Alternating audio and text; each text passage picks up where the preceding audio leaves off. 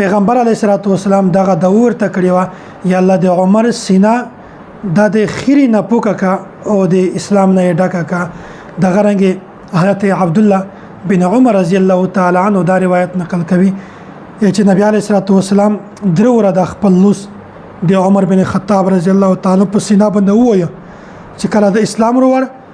هغه الفاظ د ضرب صدر عمر بيده حين اسلم 3 مرات چې کله عمر بن خطاب رضی الله تعالی اسلام وروړ بیا په ان بعد نبی علیه الصلاۃ والسلام درو لوس د په سینا باندې وویل او دغه د وی ورته وکړه اللهم اخرج ما في صدره من غل یا الله د عمر په زړه کې چې کیم د په سینا کې چې کیم خړای دی یا الله هغه ټول خړای ختم کا او ابدله ایمانا او دغه په ایمان باندې بدل دغه د نبی علیه الصلاۃ والسلام درو ورته کړی دو نو څومره خوش نصیب انسان دی چې نبی علیه الصلاۃ والسلام دته په اسلام وروړل باندې دغه د وکړه چې یا الله د دغ سینا د دغ زړه د ایمان نه ډکه